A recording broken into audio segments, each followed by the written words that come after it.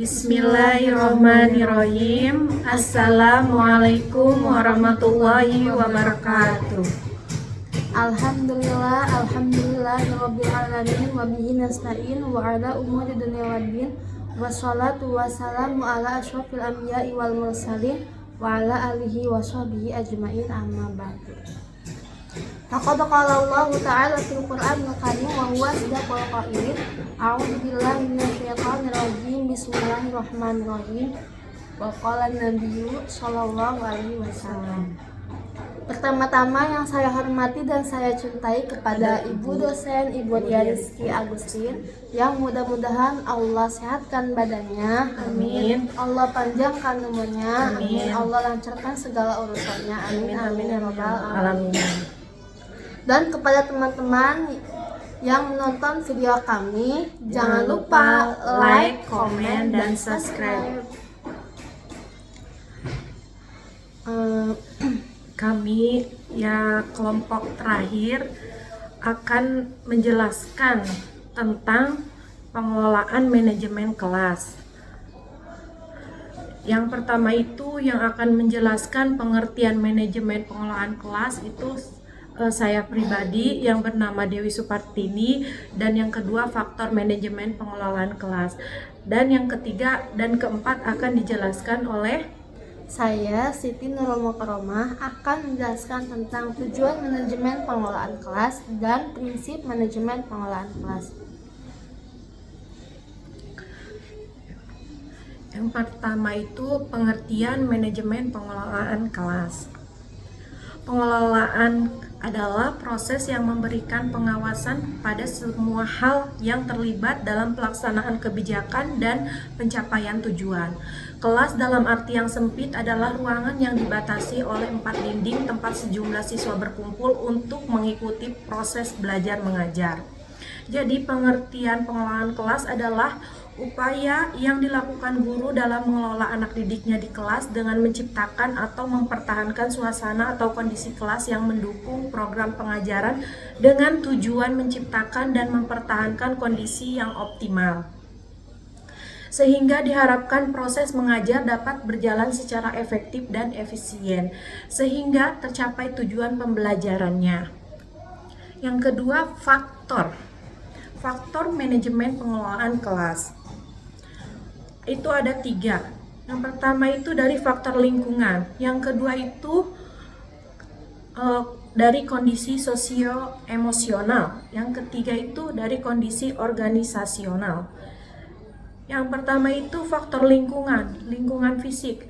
Ya, contohnya sarana dan prasarana, terus gedung, pengaturan ventilasi udara, pengaturan pencahayaan untuk belajar, dan kondisi sosio-emosional. Proses belajar anak dalam menyesuaikan diri untuk memahami keadaan serta perasaan ketika berinteraksi dengan orang-orang di lingkungannya yang diperoleh dengan cara mendengar, meniru hal-hal yang dilihatnya. Tipe kepemimpinan guru akan mewarnai suasana emosional di dalam kelas. Apakah guru melaksanakan kepemimpinnya dengan demokratis, otoriter, atau adaptif? Semuanya itu memberikan dampak kepada peserta didik. Yang ketiga itu kondisi organisasional terbagi menjadi 2 faktor. Yang pertama faktor internal, yang kedua faktor eksternal dari peserta didik. Yang faktor internal itu berasal dari diri kita sendiri, berhubungan dengan masalah emosi, pikiran, dan perilaku. Dan yang kedua itu faktor eksternal dari peserta didik, dari luar gitu, pengaruh dari luar, misalkan dari masyarakat, dari orang tua gitu ya, berkaitan dengan masalah suasana lingkungan belajar, penempatan peserta didik, pengelompokan peserta didik, jumlah peserta didik, dan lain sebagainya.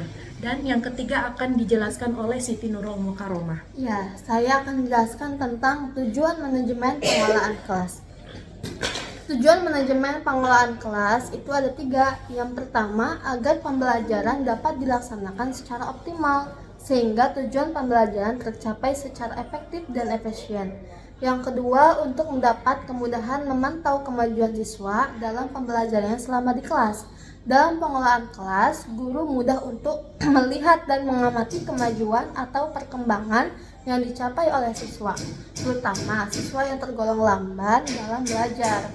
Yang ketiga, untuk memberi kemudahan dalam menghadapi masalah-masalah penting untuk dibicarakan di kelas demi perbaikan di masa mendatang. Adapun prinsip manajemen pengelolaan kelas.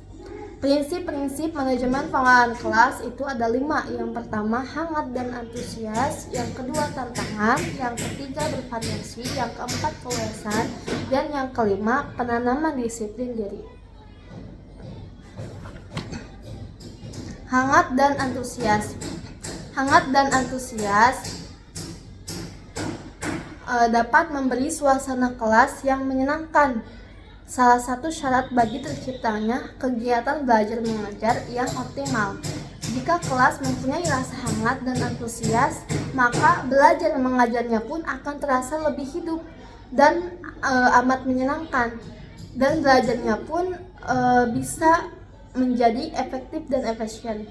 Yang kedua, tantangan yaitu penggunaan kata-kata, tindakan, atau bahan yang menantang dengan meningkatkan gairah siswa untuk belajar sehingga mengurangi kemungkinan munculnya tingkah laku yang menyimpang.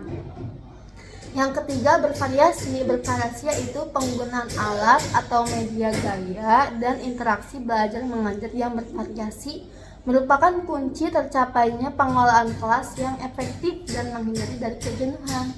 Yang keempat, keluasan. Keluasan tingkah laku guru untuk mengubah strategi dapat mencegah kemungkinan munculnya yang positif dan menghindari pemusatan perhatian peserta didik pada hal yang negatif.